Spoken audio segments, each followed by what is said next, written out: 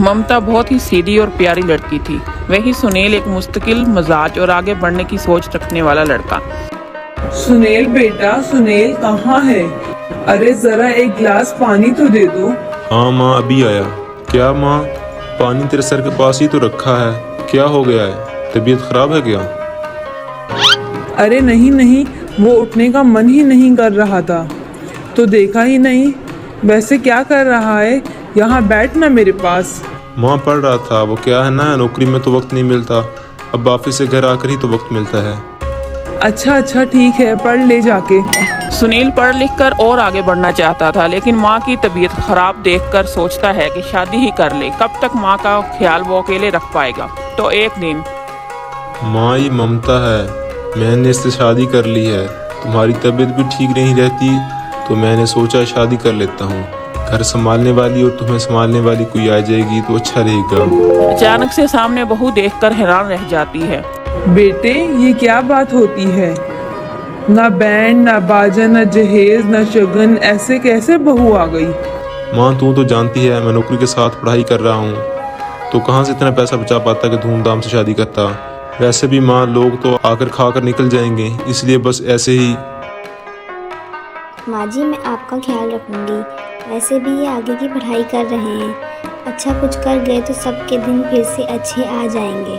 सास को ममता की बात ठीक तो लगती है, लेकिन दिल में कहीं ना कहीं लगता है कि कहीं बहू बेटे को लेकर फरार ना हो जाए और फिर वो तो रह जाएगी अकेली। बेटा देख, मेरा जो कुछ भी है वो सुनील है, और सुनील का भी इस दुनिया में मैं ही हूँ और कोई नहीं। सुनील बिल्कुल माँ, लेकिन आज से ममता भी मेरी जिंदगी का अहम हिस्सा है, जैसे तू है।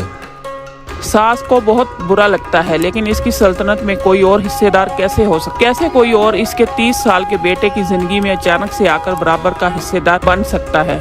देख बहू, मैं भले थोड़ा बीमार रहती हूँ, लेकिन इसका मतलब ये नहीं कि घर की चीजों में मेरा कंट्रोल खत्म हो गया है।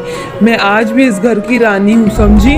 बेटा सोचता है कि ये माँ को अचानक से क्या हो गया है। कल तक जो माँ कहती थी कि जिंदगी का कोई भरोसा नहीं, वो अचानक से जंग के मैदान की रानी कैसे बन गई? माँ क्या हो गया, सब ठीक है ना? अचानक कैसे बात कर रही हो? ममता का आज पहला दिन है, इसे खुश आमदीद कहो, आसपास की आंटियों को बुलाओ, नई दुल्हन के मुंह दिखाई करवाओ। खैर, सास सास होने का फर्ज निभाती है और बाद में एक सहेली के साथ बाहर निकल जाती हैं। क्यों रे, बताया नहीं कि बेटे का ब्याह कर रही हो? वैसे तो सारा दिन हम में ही घुसी रहती हो। अरे मुझे भी तो अभी पता चला, यूं अचानक सर पर लेकर आ गया। कहता है बहू है मैं तुम्हारी। अब उसको भी इतना ही मैं प्यार करता हूँ जितना तुझे करता हूँ। लो जी, ये क्या बात हो गई? क्यों इतना प्यार करता है?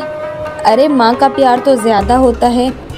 अब इसको तो कोई दूसरा शौहर मिल सकता है, लेकिन तुम ही बताओ, क्या माँ की ममता किसी और की हो सकती है? ना जी ना, बेटे को समझाओ ये बात। अरे क्या समझाऊं, मुझे तो खुद ही समझ ही नहीं आ रहा कि क्या हो रहा है। जो बेटा कल तक माँ माँ करता था, अचानक से बेबी बेबी का राग इलाप रहा है।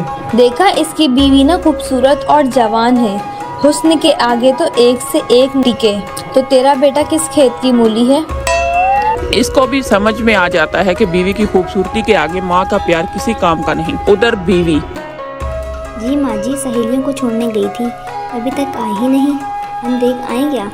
अरे रहने दो ना, आ जाएगी। कहाँ जाएगी? उनकी आदत है, एक बार जाती है तो पूरी पंचायत खत्म करके ही आती है। अच्छा ही है, खाना वाना खाकर गई होगी। छोड़ो ना, घूमेगी तो खाना बचेगा, नहीं तो ऐसे ही खाती रहेगी। बहू भी मुतमिन हो जाती है कि आखिर सास सोचती है कि आज थोड़ा देर से ही घर जाती हूँ। जब बेटा परेशान होकर ढूंढेगा तब मजा आएगा। बीवी को खुद से ही पता चल जाएगा कि माँ के आगे इसकी दाल नहीं गलेगी। लेकिन वहीं दूसरी तरफ घर पर जी माँ जी, अभी भी नहीं आई। हमको तो अब घबराहट हो रही है कि क्या करें। जाकर पता करें किसके घर होगी। अच्छा, कहाँ जाओगी ये भी बता दो। पहला दिन है तुम्हारा इस घर में और एक ही दिन में पूरा मोहल्ला छानोगी क्या? हाँ, तो आप भी तो नहीं जा रहे ना, हमको फिक्र हो रही है। अरे यार, ये रोज का है अम्मा का। खाओ और सो जाओ। बस फिर क्या था, बेटा बहू खाना खाते हैं और कमरे में सोने चले जाते हैं। उधर जब सास को कोई देखने नहीं आता तो वो हार कर घर आ जाती है। यहाँ वो देखती है कि सारे घर की लाइट्स बंद है और सास को गुस्सा आ जाता है। बहू ममता, बहू कहाँ हो? लेकिन सारे दिन की थकी बहू को ऐसे नींद आती है जैसे किसी ने भांग की गोली खिला दी हो। वो तो उठती नहीं, उठकर आ जाता है बेटा। क्या बात है माँ, काहे चिल्ला रही हो? अरे सो जाओ ना, सुबह की थकी है बहू, वो सो रही है।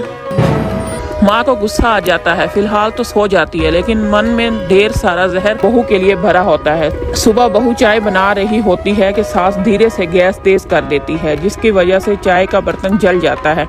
और जैसे ही बहू चाय का बर्तन उठाती है, इसका हाथ जल जाता है। मेरा हाथ जल गया। वो जोर जोर से चिल्लाकर इधर उधर भागती है कि सास थोड़ी देर में इसके हाथ में पानी डाल देती है। हारे बहू, क्या कर रही हो? पहली बार रसोई में आई हो क्या? सासू माँ, गलती से गैस तेज रह गई थी और बर्तन जल गया, इससे मेरा हाथ जल गया। हाय, कितना गंदा दाग, मुझे तो उल्टी आ रही है। तेरा गला हुआ मांस देखकर करोल तो ना, मुझे उस हाथ से खाना मत लगाना।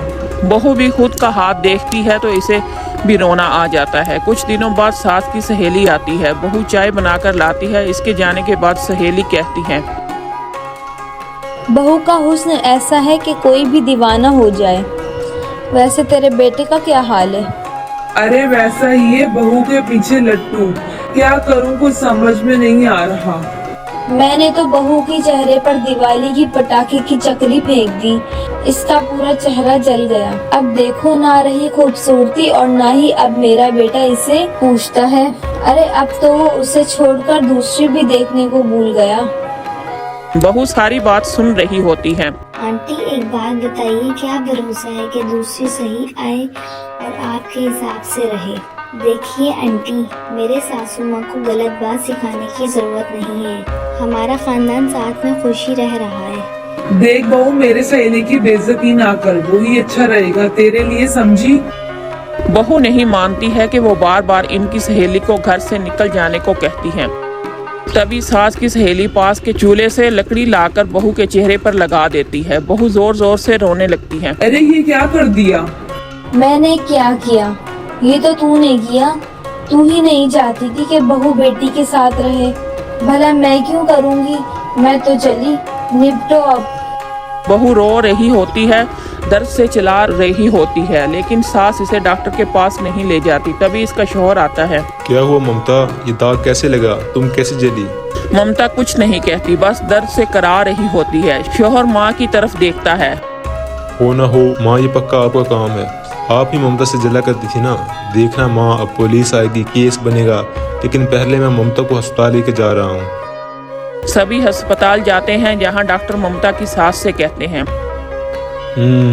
आपने तो नहीं जलाया ना बहू को? अब ममता की सास के तो पसीने छूट रहे होते हैं। वो घबरा कर कहती है, ना ना डॉक्टर साहिब, कैसी बात करते हैं? हम क्यों जलाएंगे अपनी बहू को? डॉक्टर ममता के शौहर से पूछते हैं, देखें, क्योंकि ये ससुराल में जली है तो मामला पुलिस का बनता है, तो आप पहले पुलिस को बुलाइए, तभी इलाज पूरा होगा। सास डर जाती है कि अब तो बची जिंदगी जेल में ही रहना होगा। रहने दीजिए ना, पुलिस को क्यों बुलाना? सारी हंसी खत्म हो जाएगी जब पुलिस के डंडे पड़ेंगे। बहू को जलाना भले ही बहुत आसान हो, लेकिन इसके बाद सारी जिंदगी जेल की हवा खाना। सास डर जाती है। पुलिस आती है। पास लेटी दर्द से करा रही ममता स्टेटमेंट देती है। हाँ, तो क्या हुआ था, कैसे जली आप? ममता पास खड़ी सास को देखती है। बेटी बता, कैसे चल गई तुम? ओए कारण वाली शाहरुख, चुप, बिल्कुल चुप। सास चुप। सभी इंतजार करते हैं कि ममता क्या बोलेगी। जी, मैं खाना बना रही थी, लकड़ी उड़कर मेरे ऊपर गिर गई और मैं जल गई। सास बहू की बात सुनकर रोने लगती। देखा माँ, कितनी समझदार है ममता। ये चाहती तो। हाँ बेटा, ये चाहती हूँ मैं आज जेल में होती, मुझे माफ कर दे। मैं आगे से कभी ऐसा नहीं करूँगी, बहू के साथ मिलकर रहूंगी, मुझे माफ कर दे।